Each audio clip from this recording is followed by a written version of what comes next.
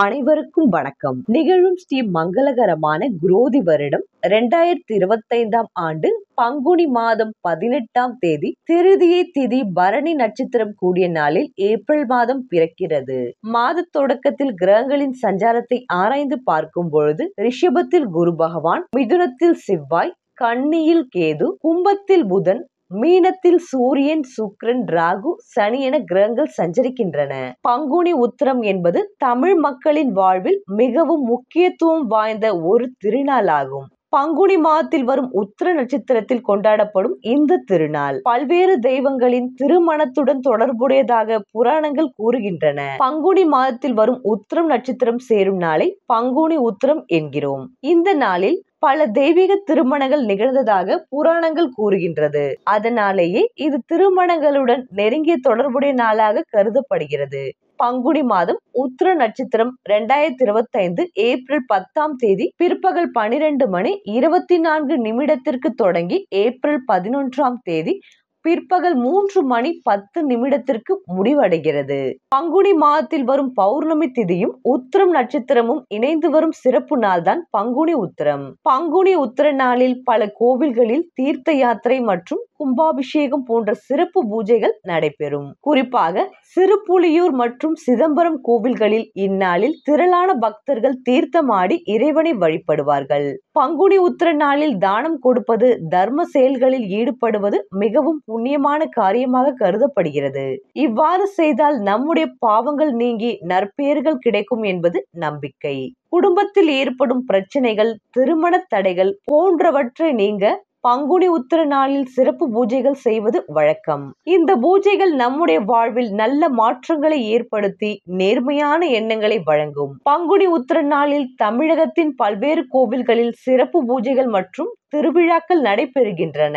குறிப்பாக முருகன் கோவில்கள் மற்றும் சிவன் கோவில்களில் இந்த நாள் மிகவும் விமர்சையாக கொண்டாடப்படும். கோவில்களில் திருக்கல்யாணம், அபிஷேகம், தீபாராதனை போன்ற சிறப்பு நிகழ்வுகள் நடைபெறும். பங்குனி உத்திரம் என்பது ஆன்மீக ரீதியாக மிகவும் சிறப்பு வாய்ந்த நாள். இந்த நாளில் இறைவனை வழிபடுவதன் மூலம் நம்முடைய வாழ்வில் நல்லிணக்கம், செல்வம், பொருள், ஆரோக்கியம் போன்ற நற்பெயர்கள் பெறலாம். இந்த கிரகங்களின் சஞ்சாரம் மற்றும் மாற்றத்தினால் உங்களுக்கு என்ன பலன்கள் கிடைக்க போகிறது, நீங்கள் செய்ய வேண்டிய பரிகாரங்கள் என்னவென்று இந்த வீடியோவில் பார்க்கலாம். வாருங்கள். கன்னி ராசி அன்பர்களே, ஏப்ரல் மாத ராசி பலன்களை பார்க்கலாம். மாத தொடக்கத்தில் கும்பராசியில் புதன் சஞ்சரிக்கிறார். இக்காலம் உங்களுக்கு இனிய காலமாகவே அமையும். தடைப்பட்ட காரியம் தானாக நடைபெறும். கடை திறப்பு விழா, கட்டிட திறப்பு விழா போன்றவற்றில் கவனம் செலுத்துவீர்கள். உத்தியோகத்தில் மேலதிகாரிகள் உங்களுக்கு வேண்டிய சலுகைகளை கொடுப்பார்கள். ஒரு சிலருக்கு ஊதிய உயர்வுடன் கூடிய இடமாற்றம் ஏற்படலாம். ஆகார கட்டுப்பாட்டின் மூலம் ஆரோக்கியம் சீராகும். வாங்கிய கடனை கொடுத்து மகிழ வாய்ப்புகள் உருவாகும். புதிய உத்தியோகத்திற்கு முயற்சிப்போர்களுக்கு அது கைகூடும். மேலும் மீனத்தில் சுக்கிரன் வக்ரம் பெற்று சஞ்சரிக்கிறார். அசுர குருவான சுக்கிரன் வக்ரம் பெறுவது ஒரு வழிக்கு நன்மைதான் என்றாலும் உங்கள் ராசிக்கு தனாதிபதியாகவும் பாக்கியாதிபதியாகவும் விளங்குவர் சுக்கிரன். அவர் வக்ரம் பெறுவதால் தன வரவுகளில் தடை ஏற்படும். பிறருக்கு பொறுப்பு சொல்லி வாங்கி கொடுத்த தொகையில் பிரச்சனைகள் ஏற்படலாம். ஒரு கடனை அடைக்க மற்றொரு கடன் வாங்கும் சூழ்நிலை உருவாகும். பணப்பற்றாக்குறையின் காரணமாக விலை உயர்ந்த பொருட்களை விற்க நேரிடும். வீடு மாற்றம், இடமாற்றம் ஏற்படுவதற்கான சூழ்நிலை அமையும். ஏப்ரல் 7ஆம் தேதி கடகராசிக்கு செல்லும் செவ்வாய் அங்கு நீச்சம் பெறுகிறார். உங்கள் ராசிக்கு 3 மற்றும் 8 ஆகிய இடங்களுக்கு அதிபதியான செவ்வாய் நீச்சம் பெறுவது நன்மைதான். கெட்டவன் கெட்டிடில் கிட்டிடும் ராஜயோகம் என்பதற்கேற்ப நல்ல காரியங்கள் பல நடைபெறும். குறிப்பாக இடம் பூமியில் ஏற்பட்ட பிரச்சனைகள் அகலும். இல்லத்தில் ஒற்றுமை நிலவும். பஞ்சாயத்துகள் சாதகமாக இருக்கும். உடன் பிறப்புகள் உங்கள் குணமறிந்து நடந்து கொள்வர். தொழில் மற்றும் வியாபாரத்தில் கணிசமான தொகை கைகளில் புலரும். பொது வாழ்வில் உங்களுக்கு புதிய திருப்பங்கள் ஏற்படும். தொழில் மற்றும் வியாபாரம் செய்பவர்களுக்கு கேட்ட இடத்தில் தொகை கிடைக்கும். உத்தியோகத்தில் உள்ளவர்களுக்கு உயர் அதிகாரிகளின் ஆதரவு உண்டு. கலைஞர்களுக்கு வெற்றி வாய்ப்பு வீடு தேடி வரும். மாணவ மாணவிகளுக்கு தேர்வுகளில் நல்ல மதிப்பெண் கிடைக்கும். பெண்களுக்கு குடும்பத்தில் ஒற்றுமை பலப்படும். வரவிற்கேற்ற செலவு உண்டு. ஏப்ரல் 10ஆம் தேதி தேதி புதன் மீண்டும் மீனராசிக்கு செல்கிறார். அங்கு நீச்சம் பெற்று சூரியனோடும் சுக்கிரனோடும் இணைந்து சஞ்சரிப்பதால் நல்ல மாற்றங்கள் இல்லம் தேடி வரும். அதனோடு புத ஆதித்ய யோகமும் புத சுக்கிர யோகமும் செயல்படுவதால் புனித பயணங்கள் அதிகரிக்கும். புகழ் மிக்கவர்களின் சந்திப்பு கிடைக்கும். மங்கள நிகழ்ச்சிகள் மனையில் நடைபெறும். ஆரோக்கிய தொல்லை வந்து கொண்டுதான் இருக்கும். மருத்துவ செலவு அதிகரிக்கும். அரசியல் களத்தில் உள்ளவர்களுக்கு பொறுப்புகளில் மாற்றம் ஏற்படலாம். மாமன் மைத்துனர் வழியில் நடைபெறும் மங்கள நிகழ்ச்சிகளை முன்னின்று நடத்தி வைப்பீர்கள். கல்வி கற்கும் மாணவர்களுக்கு படிப்பில் இதுவரை இருந்து வந்த மறதி மந்த நிலை மாறும். படித்தது மனதில் தங்கும். பரீட்சையில் தேர்ச்சி பெறுவீர்கள். இளைய சகோதர சகோதரிகளால் நன்மைகளை சிலர் அடைவார்கள். குடும்ப உறவுகளால் ஒதுக்கப்பட்டவர்களை குடும்பத்தார் தேடி வந்து உறவு கொள்வார். பொதுவாக 7ஆம் இடத்து சனி கடந்த வருடங்களில் உங்களிடம் இருந்து எடுத்ததை எல்லாம் இப்போது திரும்ப கொடுத்து விடுவார். மீன ராசியில் இருக்கும் சனி பகவான் தான் இருக்கும் இடத்திலிருந்து 3, 6, 10ஆம் பார்வையில் உங்கள் ராசிக்கு திருக்கோண ஸ்தானங்களில் ஒன்றான ரிஷப ராசியை பார்க்கிறார். ரிஷப ராசிநாதன் சுக்கிரன் சனிக்கு நட்பு கிரகமாகும். நண்பனுக்கு நண்பன் உதவி செய்வான். மனைவி வகையில் சில நன்மைகளை அடையலாம். பெண் வாரிசுகளால் சில நன்மைகள் உண்டாகலாம். திருமணமாகாத இந்த ராசி ஆண் பெண்களுக்கு திருமண பாக்கியம் கூடும்.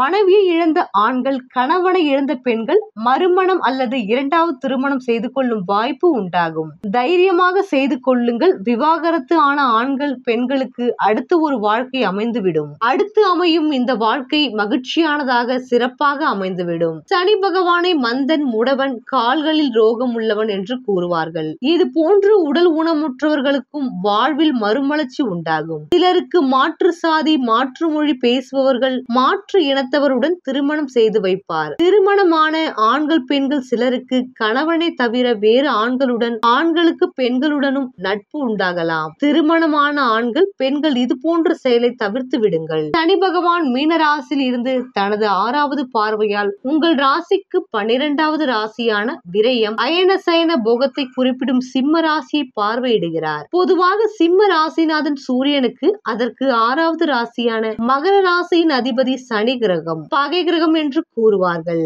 அதனால் பெரிதாக நன்மைகளை தராது, சிரமம் கஷ்டங்களை உண்டு பண்ணும் என்பார்கள். சனியின் 6ஆம் பார்வையால் இந்த சனி பெயர்ச்சி கன்னிராசிக்காரர்களுக்கு தீமைகளை செய்ய மாட்டார். சிரமம் கஷ்டங்களை தரமாட்டார். ஏனென்றால் கடந்த 3 வருடங்களாக எந்த விதமான நன்மைகளையும் தரவில்லை. நோய் தாக்கத்தை தந்து அனுபவிக்க செய்தார். தூக்கத்தை கெடுத்தார். பிழைப்பு தொழிலை பறித்து வருமானத்தை இழக்க செய்தார். போக சுகத்தை அனுபவிக்க முடியாமல் தடுத்தார். கணவனை ஓரிடமும் மனைவியை ஓரிடமும் பிரித்து வைத்தார். சிலரை வீட்டை விட்டு வெளியேற செய்து குடும்பத்தில் இருந்து பிரிய வைத்தார். சிலரை சிறைக்கு அனுப்பி சிறைவாசத்தை அனுபவிக்க செய்தார். கடன் தொல்லையை தந்து தலைமறைவாக வாழ செய்திருப்பார். சிலருக்கு விபத்துகளை தந்து மருத்துவமனையில் படுக்கையிலேயே படுக்க வைத்து வெளி உலகை காண முடியாமல் செய்திருப்பார். மற்றவர்கள் உங்களை கீழ்த்தரமாக கேவலமாக எண்ணவும் பேசவும் வைத்திருப்பார். அனுபவிக்க வேண்டிய எதனையும் அனுபவிக்க முடியாமல் செய்திருப்பார். நீங்கள் அனுபவிக்க வேண்டிய சிரமம், கஷ்டம், கேவலம்,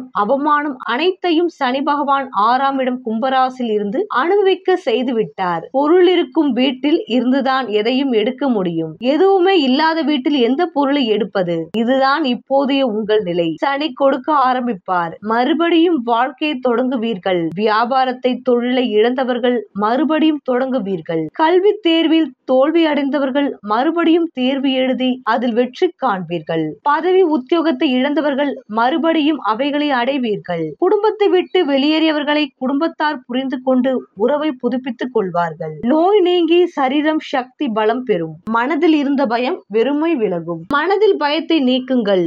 நம்பிக்கையை வளர்த்துக் கொள்ளுங்கள். உழைக்க தயங்காதீர்கள். நீங்கள் விரும்பும் உங்கள் தேவைகளை அடையும் வரை விடாமுயற்சியுடன் செயல்படுங்கள். எதிலும் தோல்வியை கண்டு துவண்டு விடாதீர்கள். உங்கள் உழைப்பில் சம்பாதிக்கும் பணத்தை கவனமாக காப்பாற்றிக் கொள்ளுங்கள். உங்கள் வாழ்வை உயர்த்தி கொள்ளுங்கள். கடவுள், கோவில், பரிகாரம் என்று பணத்தை விரயம் செய்யாதீர்கள். பணம், சொத்து பெருக பெருக குடும்பத்திலும் சமுதாயத்திலும் மரியாதை உண்டாகும். உங்களை கீழ்த்தரமாக எண்ணியவர்கள், அவமானமாக பேசியவர்கள் மதிப்பார்கள். இனி வரும் மீண்டும் உங்கள் வாழ்வில் இந்த நடைமுறை செயல்கள் தான் அஷ்டம சனிக்கு பரிகாரமாகும். உங்கள் ராசிக்கு 7வது ராசியான மீனத்திலிருந்து சனி பகவான் தனது 10ஆம் பார்வையால் உங்கள் ராசிக்கு 4வது ராசியான தனுசு ராசியை பார்வையிடுகிறார். இந்த 4ஆம் இடம் சுகஸ்தானம் ஆகும். வியாபாரம், கிணறு, ஏரி, குளம், தோட்டம், மாடு, கன்று, நால்கால் பிராணிகள், வாகன சுகம், தாய் நண்பர்கள் சேர்க்கை, உறவுகளிடம் மதிப்பு, மரியாதை போன்ற பலன்களை தரும் இடமாகும். சனியின் பார்வையால் தொழில் வியாபாரம் மேன்மையடையும்.